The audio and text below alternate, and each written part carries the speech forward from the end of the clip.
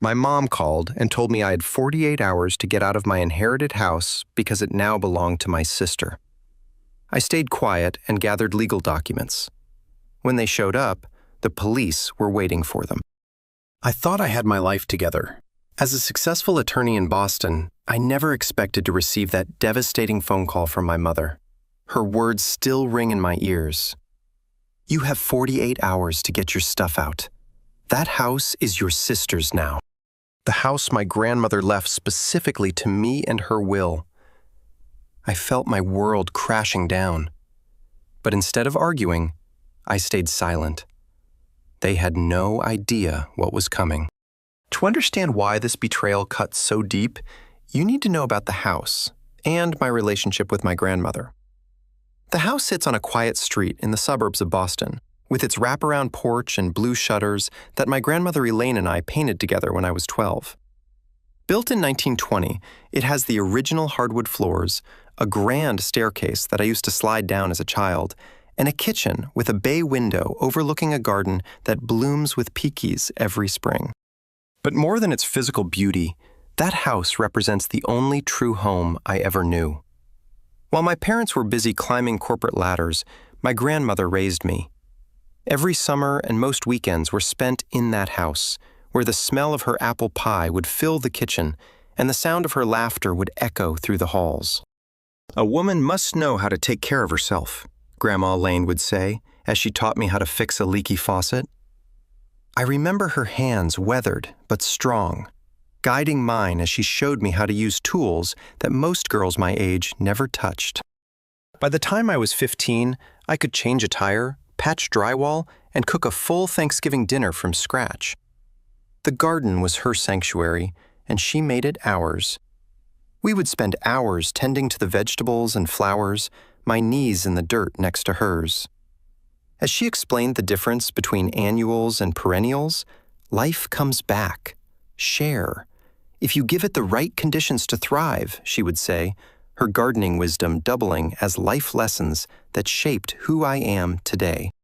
When I was accepted to law school, she converted the sunroom into a study space for me.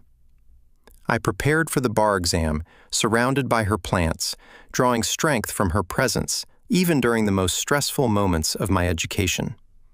She believed in me when no one else did, saw a potential in me that my own parents overlooked. My parents, Nancy and Harold, were different. Success to them was measured in promotions and possessions. My mother, with her perfectly styled hair and country club memberships, had mapped out my life before I could walk. My father, distant and critical, seemed to view parenting as another business transaction, where results were all that mattered. Their disappointment when I chose public service law instead of corporate was palpable.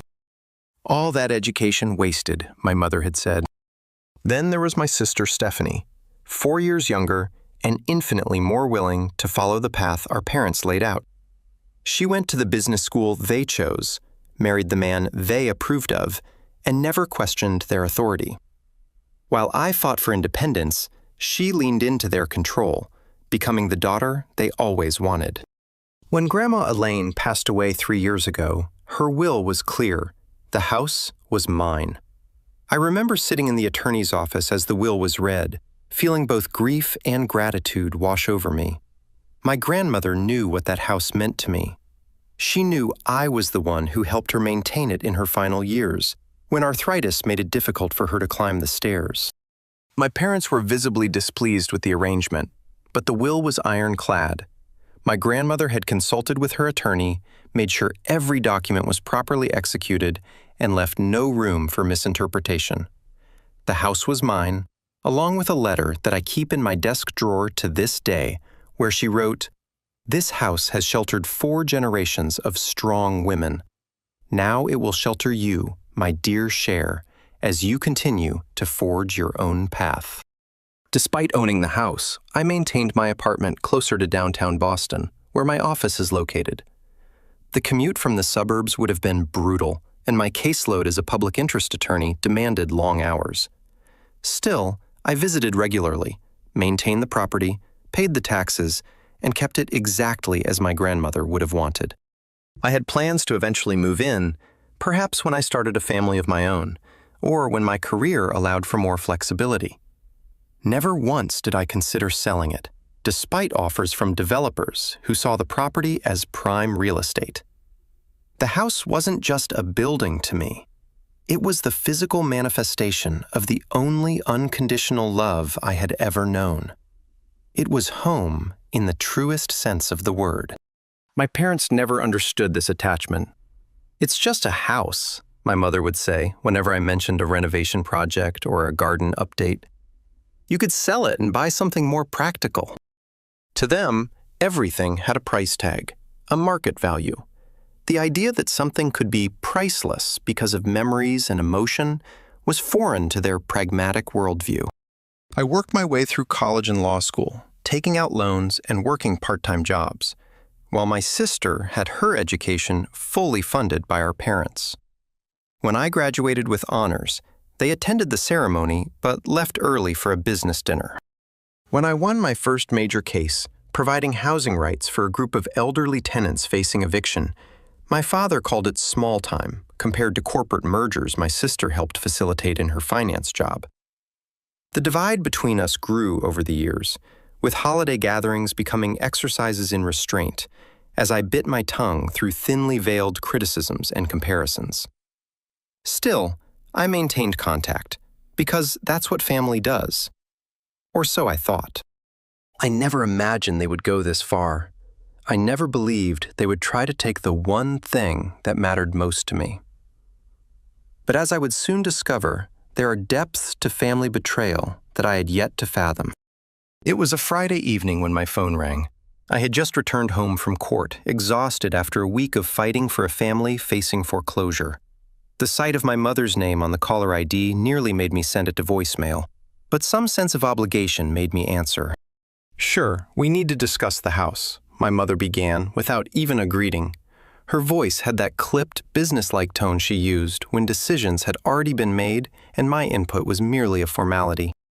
"What about it?" I asked, kicking off my heels and settling onto my couch, unaware that my world was about to shift on its axis. "Your sister needs a place to live. As you know, her divorce was finalized last month, and she can't afford to stay in their house. Your father and I have decided that she and Amanda will move into your grandmother's house." I sat up straight, my exhaustion instantly replaced by a surge of adrenaline. "What do you mean you've decided? That house belongs to me. Grandma left it to me in her will." "Don't be difficult. Share," my mother snapped. "You don't even live there. It's sitting empty while your sister and your niece have nowhere to go. Family helps family." "I'm not being difficult, Mom. I'm stating a fact. The house is legally mine. I pay the taxes, the insurance, the maintenance. I can't just give it away." "We aren't asking you to give it away," she countered, her voice rising. "We're telling you that the family needs to redistribute assets based on current needs. Stephanie has a child to consider. What do you have? A career that keeps you too busy to even use the house?" The implication that my life was somehow less valuable because I didn't have children cut deep. But it was nothing new for my mother. I took a deep breath, trying to remain calm. "Has Stephanie even looked for apartments? Has she considered downsizing? There are options besides taking my house." "Your father's already spoken with Martin," she said, referring to our family attorney. "There are provisions in your grandmother's will that we can challenge, provisions about the property being used as a primary residence, which you're not doing." This was a lie. I knew the will inside and out, had read it multiple times, and there were no such provisions. My grandmother had left the house to me unconditionally. "Mom, that's not true. The will is clear. The house is mine, without conditions." "Don't tell me what is and isn't true, Cher." Her voice had reached the shrill pitch that signaled the end of any rational discussion. "You've always been selfish, always thinking about yourself instead of the family. Your sister needs this house for her and Amanda. You have 48 hours to get any personal items you want out of there. After that, Stephanie is moving in." Before I could respond, I heard my father's voice in the background. He must have been listening on another extension. "Sure, this isn't up for debate. The decision has been made. Stephanie needs the house more than you do. This is about doing what's right for the family." "But Dad, this isn't legal. You can't just decide to give away my property." "We can, and we have," he replied coldly. "Martin is drawing up to the papers now. If you fight this, you'll only be hurting your sister and your niece. Is that really what you want? To deprive a child of a stable home because you're clinging to sentiment?" The manipulation was so transparent, yet still effective at making me momentarily question myself. Was I being selfish? No, I realized this wasn't about selfishness. This was about justice, about respecting my grandmother's wishes, about standing up for myself in a family that had always diminished me. "I need to speak with Martin directly," I said, trying to buy time. "He's away for the weekend," my father replied too quickly. "The papers will be ready on Monday, but Stephanie needs to move in sooner. Your mother already told you 48 hours share. Be reasonable for once in your life." The call ended abruptly, leaving me staring at my phone in disbelief. Within minutes, it buzzed with a text from Stephanie. "I know this is hard for you, but I really need this right now. Amanda and I have nowhere else to go. Mom and Dad said you never use the house anyway. I promise I'll take good care of it. I'll help you move your stuff this weekend if you want." The false sympathy, coupled with the presumption that this was a done deal, made my blood boil. I tried calling Martin, our family attorney, but as my father had said, his office was closed for the weekend. I called his cell phone, which went straight to voicemail. Either he was truly unavailable or had been instructed not to speak with me. I sat in my apartment, surrounded by case files and legal briefs, feeling more alone than I ever had before. The betrayal cut deep, not just because they were trying to take my house, but because of how easily they dismissed me, how readily they prioritized Stephanie over me. Yet again, as the shock began to wear off, something else took its place: determination. I was a lawyer, for God's sake. I specialized in housing rights. If anyone should know how to protect their property, it was me. And in that moment, I decided that I would not go quietly. I would not hand over my grandmother's legacy without a fight. The clock was ticking, 48 hours, but they had no idea who they were dealing with. As a lawyer who specialized in housing rights, I knew exactly what my family was attempting to do was completely illegal. There was no gray area here, no legal loophole they could exploit. The house was mine, fair and square, regardless of what my parents claimed about non-existent residency requirements in the will. I also knew that family matters could get complicated quickly, especially when emotions and manipulations ran high. I spent that night at my kitchen table with my laptop open, reviewing every document related to the house: the deed, the will, property tax records, insurance policies, everything. I created a digital folder, organizing all the documentation chronologically, building what would essentially be my case file if this went to court, which I was increasingly certain it would. At midnight, I emailed Jackie, a colleague who specialized in estate law, explaining the situation and asking for her professional opinion. By 1 a.m., she had responded, confirming what I already knew. My parents had no legal ground to stand on. She also warned me that if they had physical access to the house and moved Stephanie in, it could create a messy situation that might require formal eviction proceedings to resolve. "Don't let them get a foot in the door," she wrote. I nodded to myself, already formulating a plan. By 2 a.m., I had a full strategy mapped out, along with a minute-by-minute timeline for the next 48 hours. I would need to work quickly, decisively, and without tipping my hand to my family. The first thing Saturday morning, I called a locksmith who advertised emergency weekend services.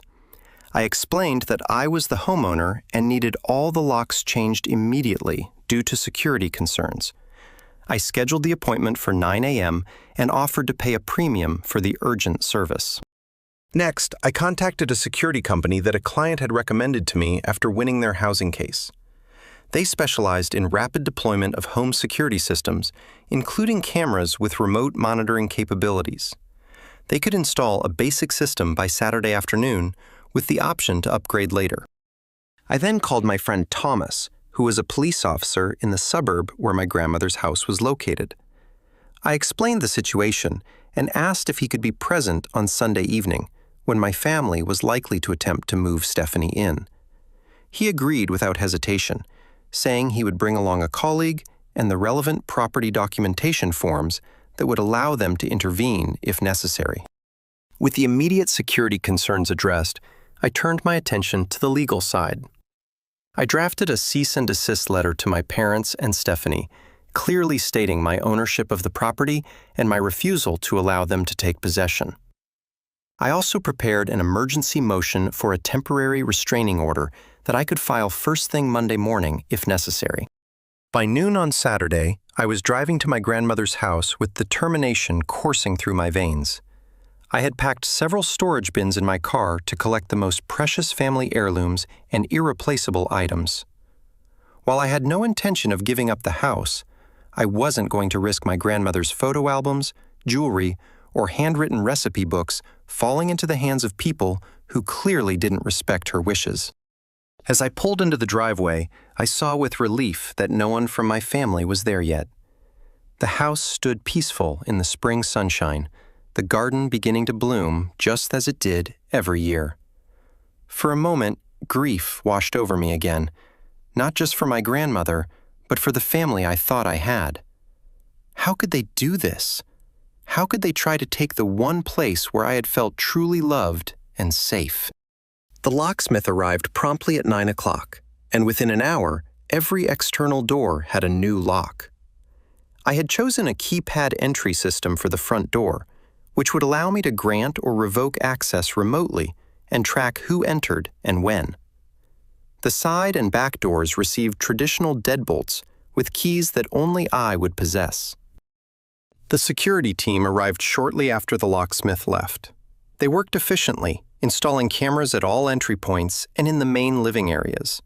The system would send alerts to my phone if any motion was detected, and I could view live feeds at any time from my phone or computer.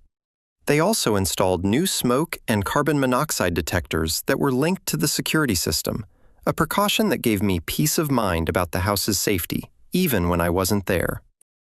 While the security team worked, I carefully packed up the items I couldn't bear to lose: my grandmother's wedding ring and the pearl necklace she wore for special occasions, the photo albums documenting 4 generations of our family, the hand-quilted blanket she had made when I was born, her collection of first edition books that we used to read together, the wooden box containing all the letters I had written to her during college and law school. Each item I packed reminded me of her wisdom, her kindness, her unwavering belief in me.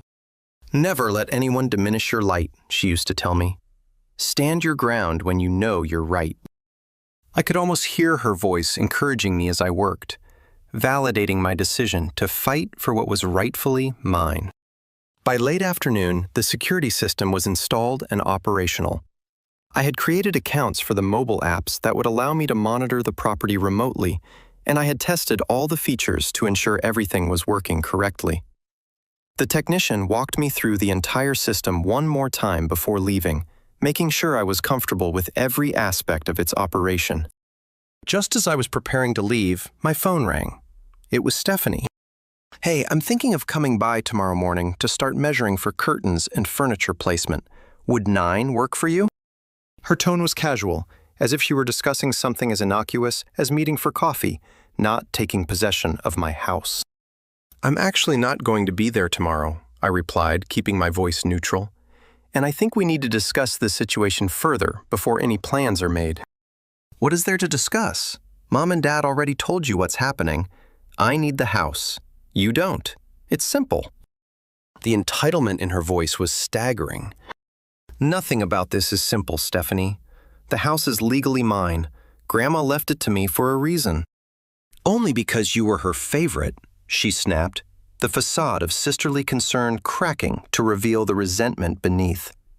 "You always got special treatment from her, and now you're going to deny my daughter a home out of spite? Real mature, Cher." "This isn't about favoritism or spite," I said firmly. "It's about respecting Grandma's wishes and the legal reality of property ownership. You can't just take someone's house because you want it."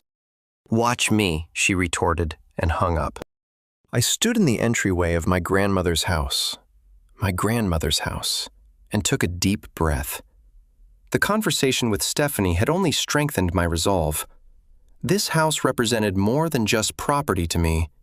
It was a symbol of the love and guidance my grandmother had given me, a physical manifestation of her belief in my strength and independence.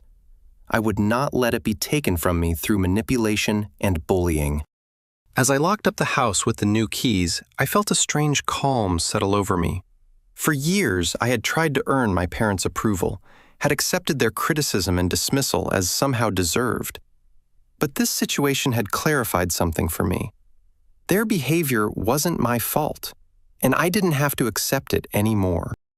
The 48-hour deadline was still looming, but I was prepared. Let them come, I thought. Let them try. Saturday evening, my phone began buzzing with notifications. Stephanie had sent a series of texts with photos of furniture and decor ideas for her new house, as she called it. Each message felt like a deliberate provocation, an assumption that my silence meant consent to their plans.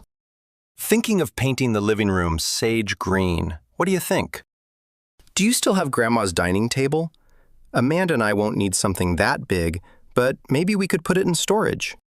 Mom said you might want the china cabinet. Let me know if you do. Otherwise, we can sell it. The audacity was breathtaking. The dining table where I did my homework every afternoon while Grandma prepared dinner. The china cabinet that held her collection of depression glass that she had carefully explained the history of to me. They were discussing selling my grandmother's treasures as if they were already in possession of them. I didn't respond to any of Stephanie's messages.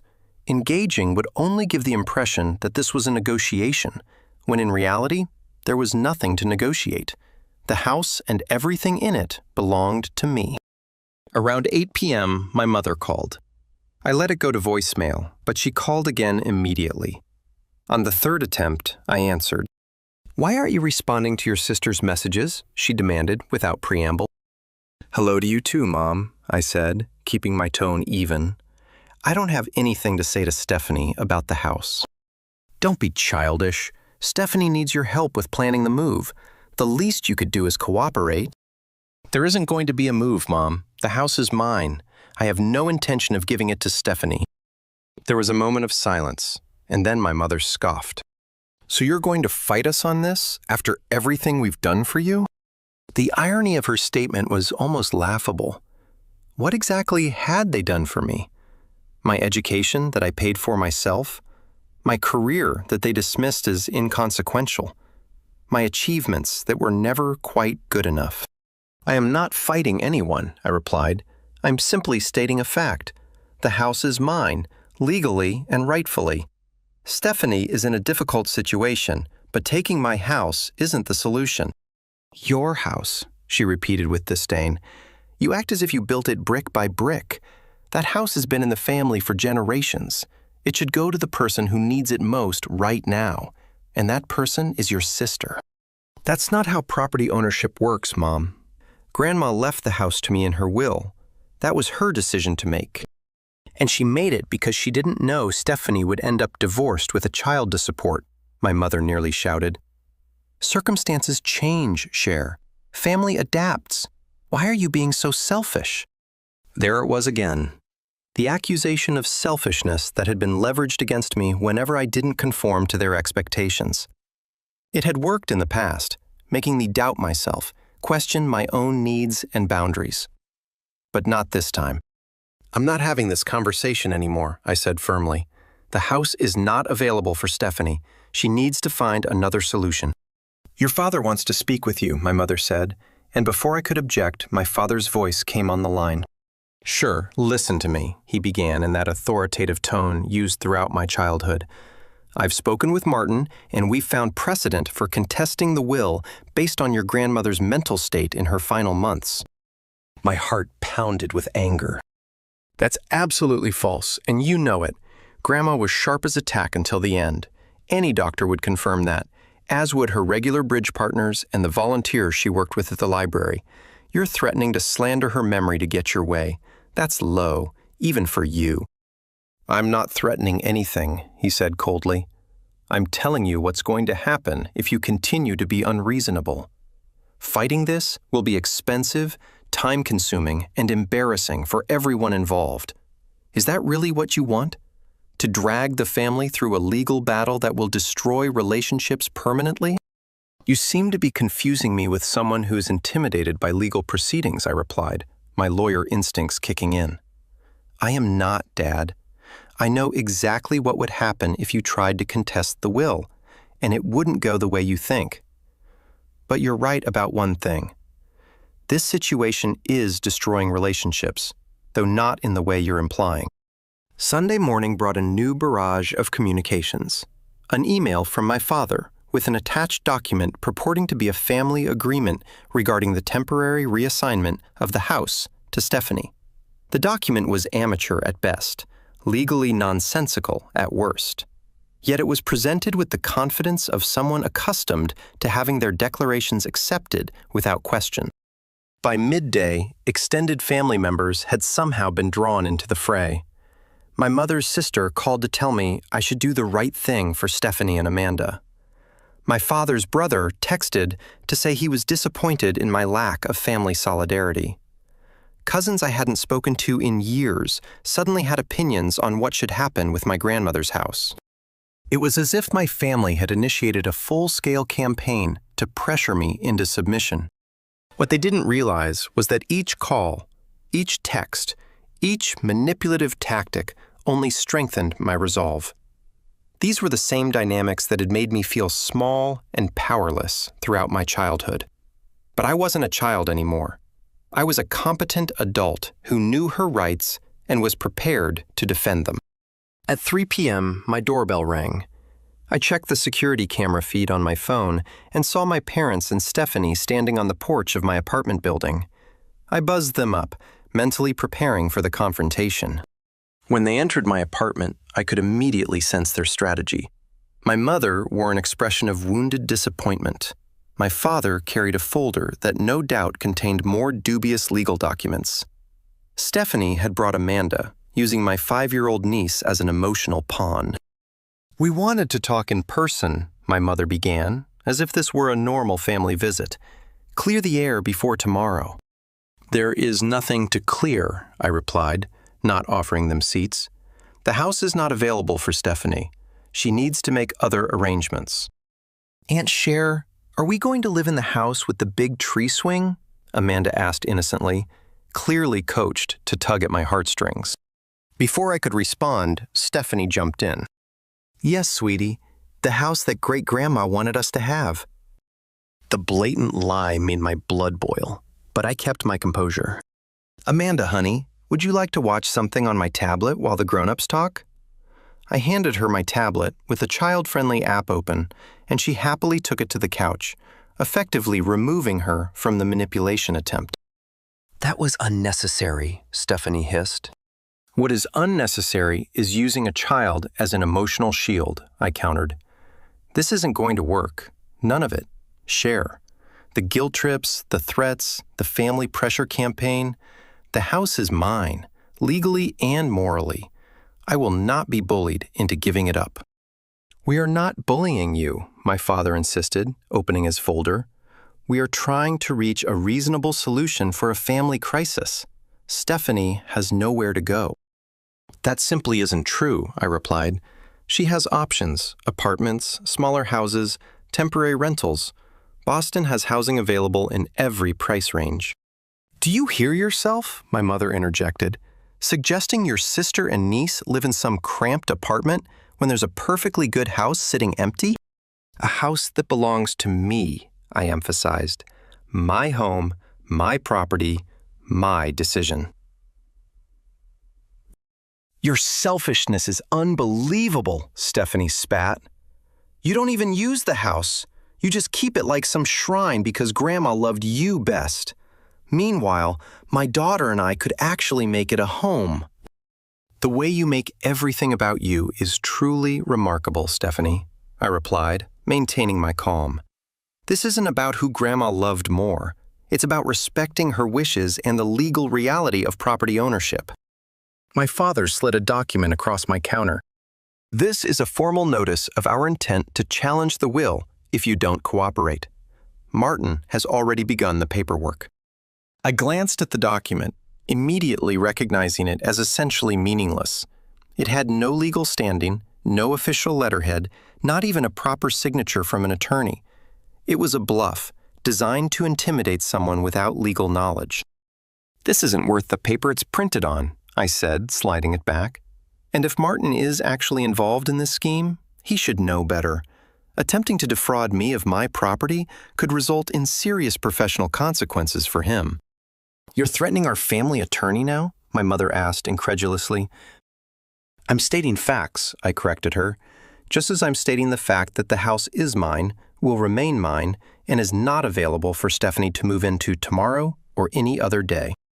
The tension in the room was palpable. My father, unaccustomed to having his authority questioned, turned an alarming shade of red.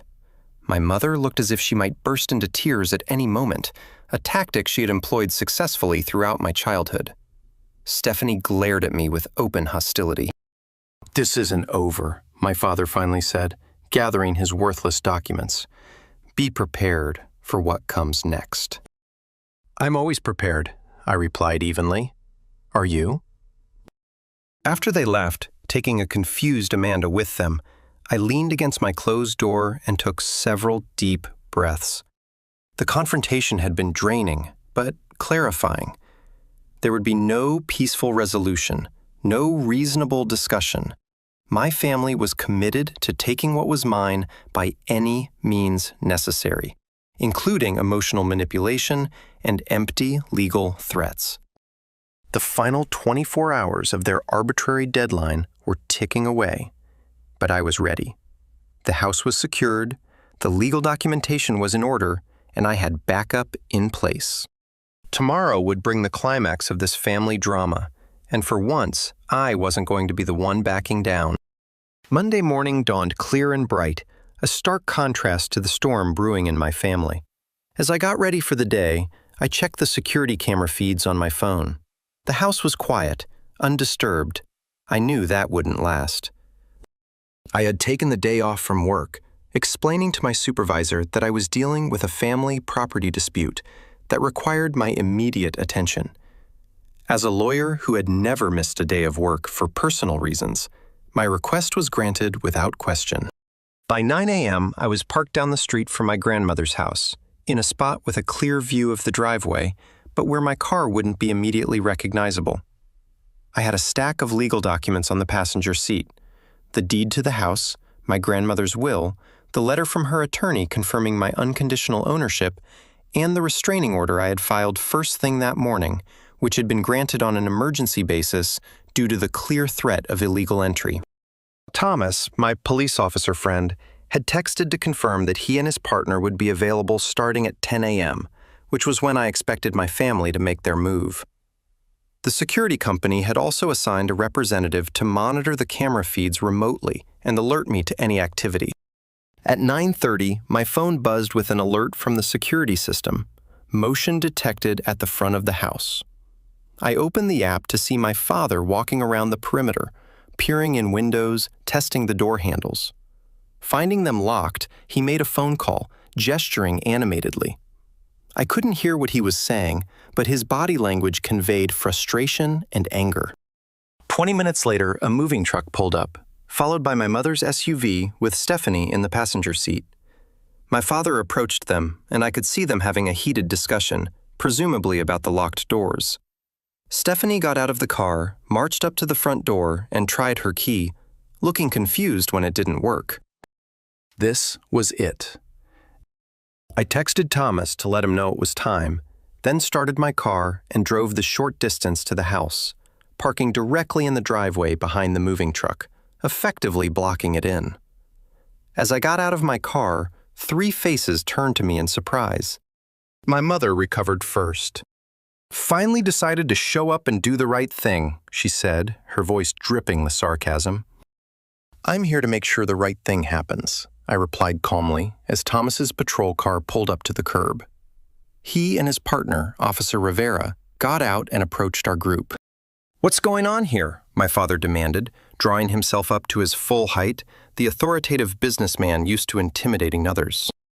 Miss Warren asked us to be present while she addresses a potential trespassing situation, Thomas explained professionally, giving no indication that we were friends.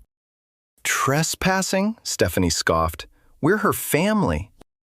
This property belongs to Cher Warren, Officer Rivera stated, looking at the documentation I had provided earlier, and she has not granted permission for anyone to enter. This is ridiculous, my mother sputtered. Cher, call off these officers immediately. This is a family matter.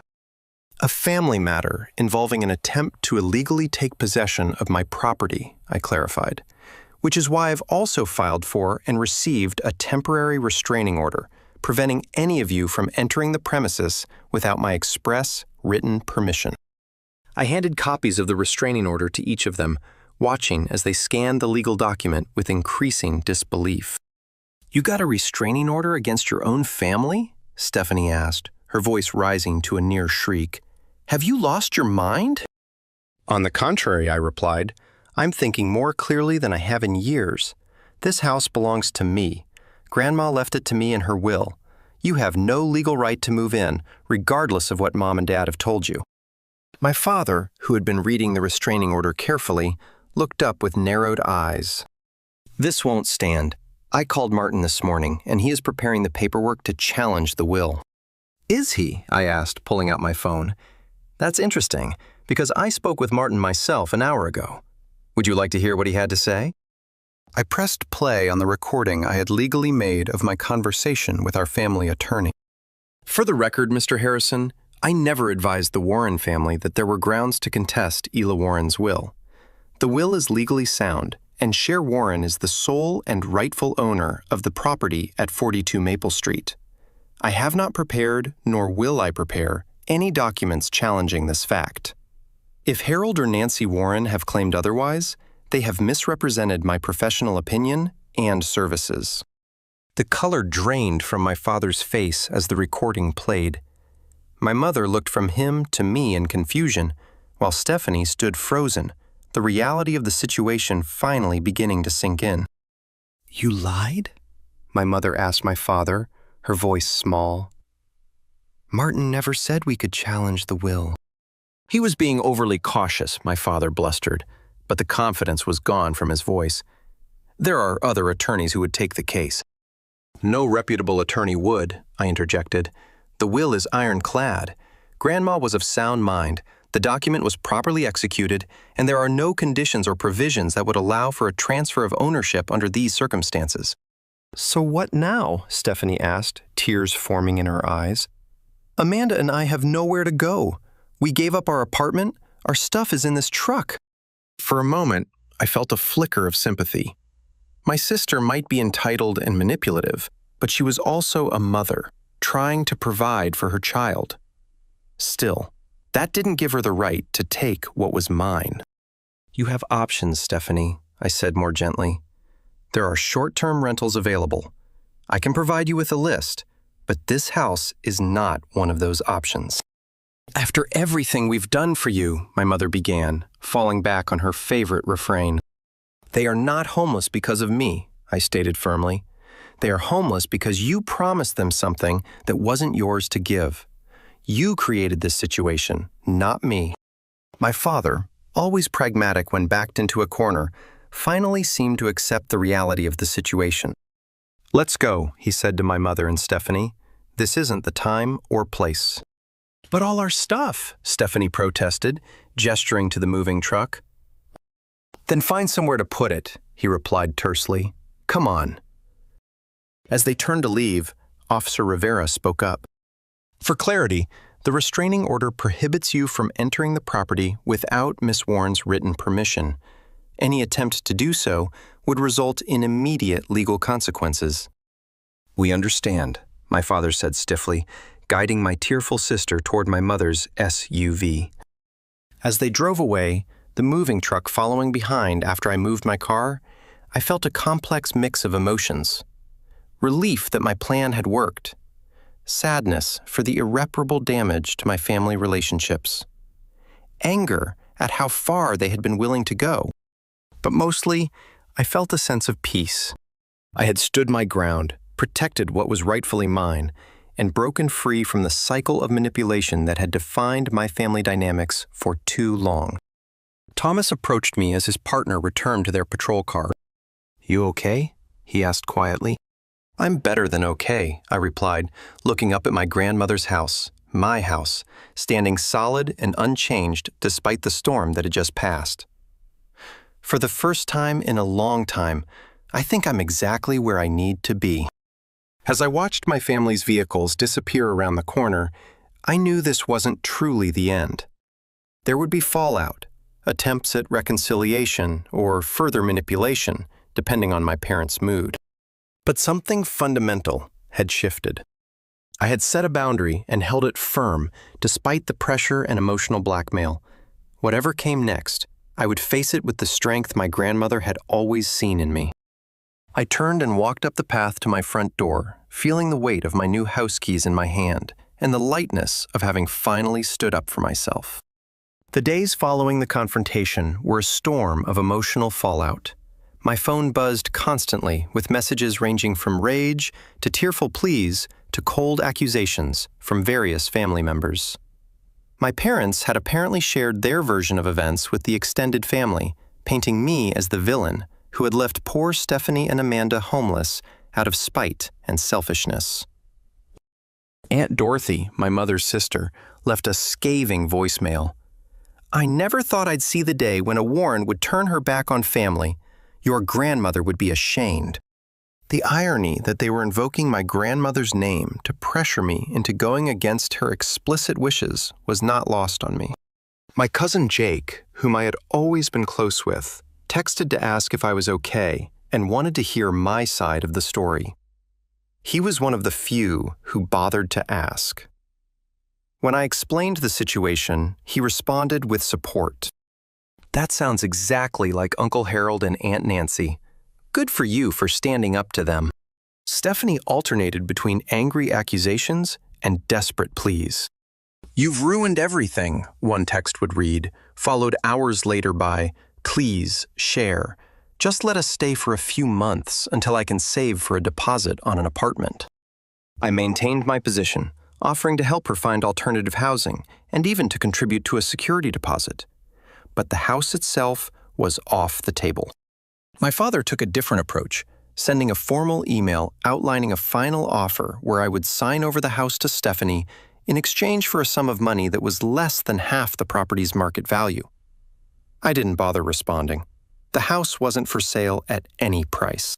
Through a mutual acquaintance, I learned that Stephanie and Amanda had moved into my parents' guest house temporarily.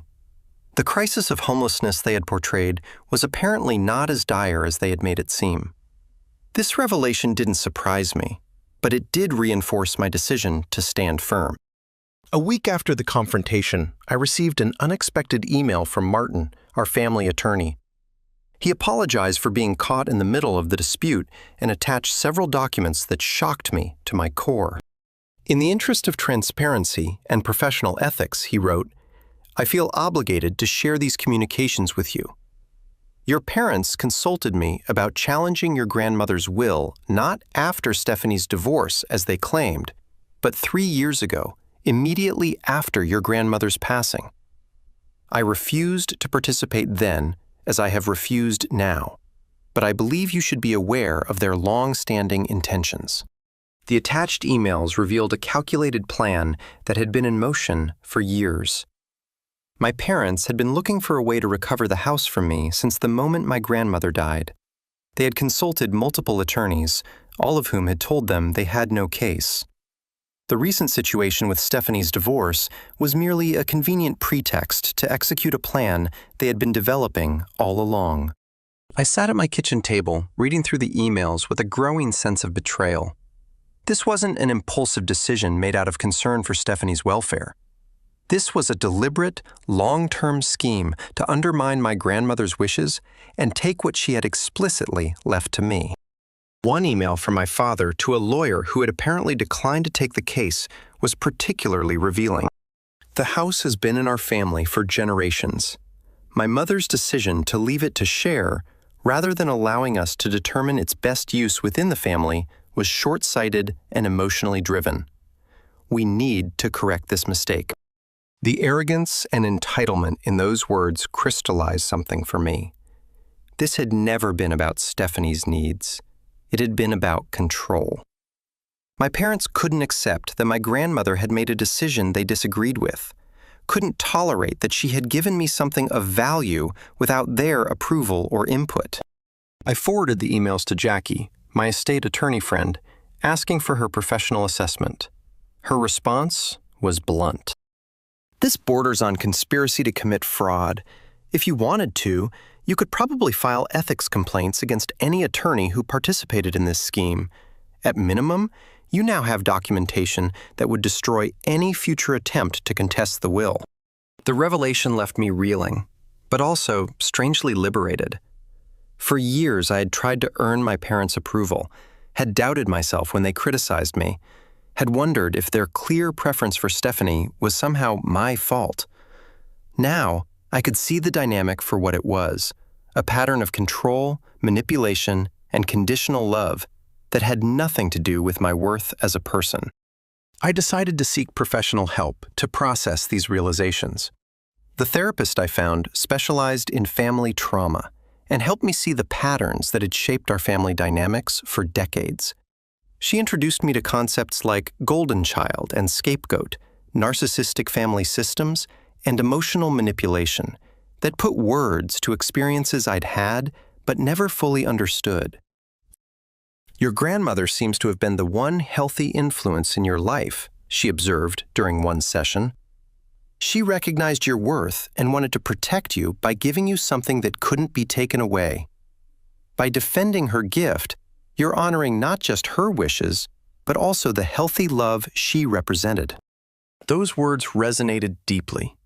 My grandmother had been different from my parents in every way that mattered. Where they were critical, she was supportive.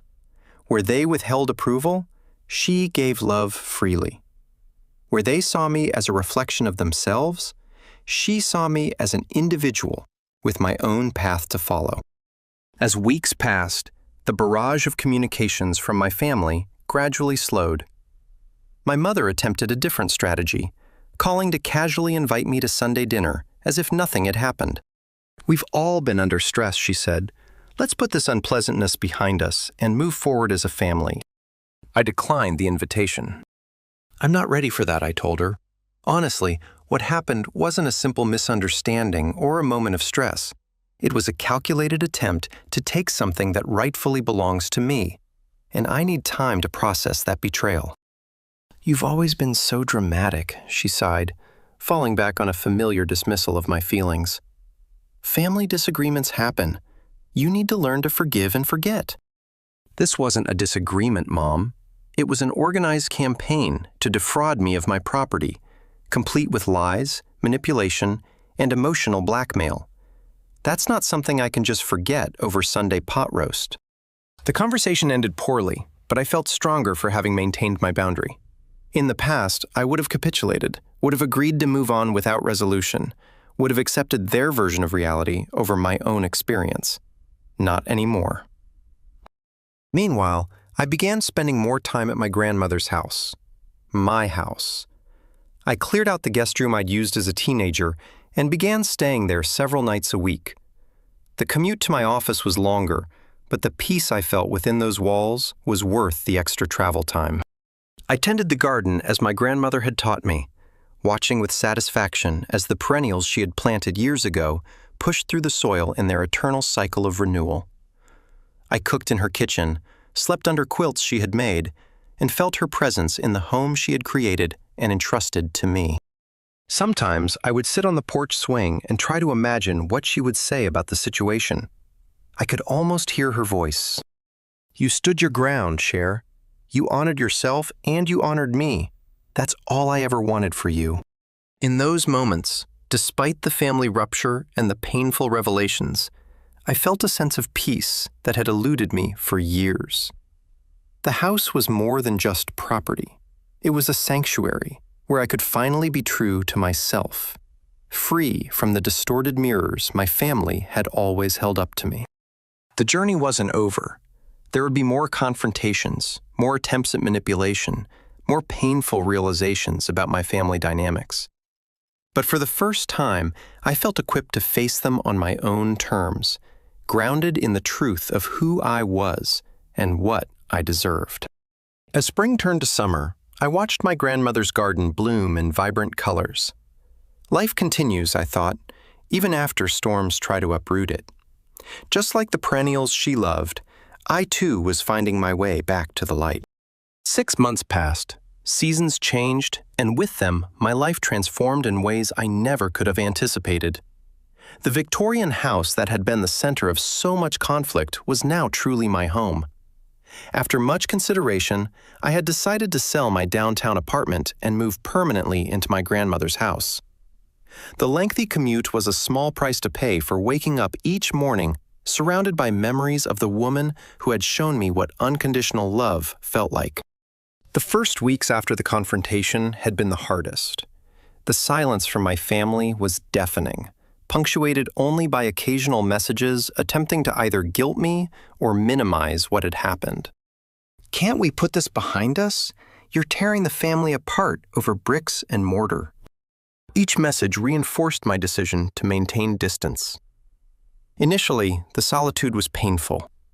Despite the dysfunction, they were still my family, and their absence left a void that echoed through the rooms of the house. There were moments when I questioned my decision, wondering if I had been too harsh, too unbending. In those moments of doubt, I would read my grandmother's letter again, reminding myself of her wisdom and her faith in me. This house has sheltered 4 generations of strong women. Now it will shelter you, my dear Cher, as you continue to forge your own path. Slowly, I began to heal. The therapy sessions continued, helping me untangle the complex web of family dynamics that had shaped me. I learned to recognize the patterns of manipulation and gaslighting that had made me doubt my own perceptions for so many years. I began to understand that the problem had never been me, my achievements, my choices, my personality, but rather my parents' inability to see me as separate from their own expectations and desires. As I worked through these realizations, I channeled my energy into reclaiming the house as my own. I painted the sunroom a warm yellow that brightened even the gloomiest winter mornings. I refinished the hardwood floors that had been hidden under carpets for decades. I updated the kitchen while carefully preserving the vintage elements my grandmother had loved. Each change was a deliberate choice, an affirmation that this space was mine to shape according to my own vision. The garden became my sanctuary, just as it had been for my grandmother. Following her meticulously kept garden journal, I planted the same varieties she'd loved, adding a few of my own choices alongside them. There was something profoundly healing about working the soil, watching seeds transform into blooms, witnessing the cycles of growth and rest that mirrored my own journey. Gradually, I began to build a community around me. The neighbors who had known my grandmother welcomed me with casseroles and garden advice. I invited colleagues from work for dinner parties in the dining room where I had once done my homework. I joined the local historical society that my grandmother had been active in, helping to preserve the stories and buildings that made our neighborhood special. And most significantly, I started a small scholarship fund in my grandmother's name for law students who, like me, came from difficult family backgrounds. The Ela Warren Resilient Scholarship wouldn't change the world, but it might change one student's life, giving them the support and belief that my grandmother had given me. 3 months after the confrontation, I received a letter from Stephanie. Unlike the demanding texts and emotional outbursts that had characterized our earlier communications, this letter was reflective, almost humble. "I owe you an apology," she wrote. "I was so caught up in my own problems that I never stopped to consider what the house meant to you, or that what Mom and Dad were asking me to participate in was wrong. Since everything happened, I've been doing a lot of thinking about our family and the way we've always treated you. It wasn't fair, and I'm sorry for my part in it." She went on to explain that she had found an apartment she could afford, that she and Amanda were settling in well and that she was working with a therapist of her own to understand the family pattern she had perpetuated. "I am not asking for forgiveness," she concluded, "just letting you know that your standing up for yourself made me look at things differently." I read the letter several times, letting the words sink in. It wasn't a magical reconciliation, but it was a start, a small acknowledgement of truths that had been denied for too long. I wrote back, thanking her for the apology and wishing her well in her new home. We weren't ready to rebuild our relationship, but perhaps someday we could create something new, something healthier than what had come before. My parents were a different story.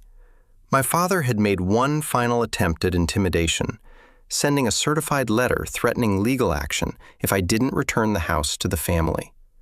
My response, drafted with Jackie's help, had been brief and devastating, including copies of the emails Martin had provided, proving their long-standing intentions to defraud me. There had been no further communications from him. My mother occasionally sent cards on holidays or my birthday, never acknowledging the conflict, acting as if we were simply busy people who hadn't found time to connect. I returned the gifts she sent, but kept the cards in a box, unable to throw them away, but equally unable to pretend that her casual denial of reality was acceptable. The hardest lesson had been accepting that family doesn't always mean unconditional love or support.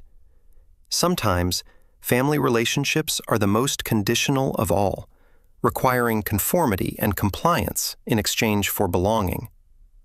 Recognizing this truth had been painful, but ultimately liberating. I could stop trying to earn approval that would never be freely given. Stop contorting myself to fit expectations that were never designed for my happiness. Instead, I focused on building connections based on mutual respect and genuine care. The friends who had supported me through the crisis, the colleagues who had covered my caseload during my absence, the neighbors who had welcomed me with open arms. These were the people who formed my chosen family, now bound not by blood, but by choice and shared values. 6 months to the day after the confrontation, I hosted a garden party. The peonies were in full bloom, the weather was perfect, and the house looked more beautiful than ever. As I watched my guests enjoying the space, laughing and talking among the flowers my grandmother had planted, I felt her presence strongly, as if she were there, nodding in approval. Later, as twilight fell and the last guest departed, I sat alone on the porch swing, listening to the familiar creaks of the old house settling for the night. The pain hadn't disappeared entirely. Grief for the family relationships I had lost, or perhaps never truly had, would always be part of me. But alongside it was a profound sense of peace, of having honored both my grandmother's legacy and my own worth. The house stood solid around me, sheltering me just as it had sheltered generations of women before me. In protecting it, I had learned to protect myself as well, to establish boundaries that preserve my dignity and peace of mind. In fighting for what was rightfully mine, I had discovered strengths I never knew I possessed. Sometimes, the family we choose becomes more important than the family we're born into. My grandmother taught me to stand tall in the face of injustice, and in honoring her home, I finally learned to honor myself. Have you ever had to stand up to family members who tried to take advantage of you? Share your story in the comments below. If you enjoyed this journey of setting boundaries and finding strength, please like, subscribe, and share with someone who might need to hear this message. Remember, sometimes the most loving thing you can do for yourself is to say no to those who don't respect your boundaries. Thank you for listening, and may you find the courage to protect what matters most to you.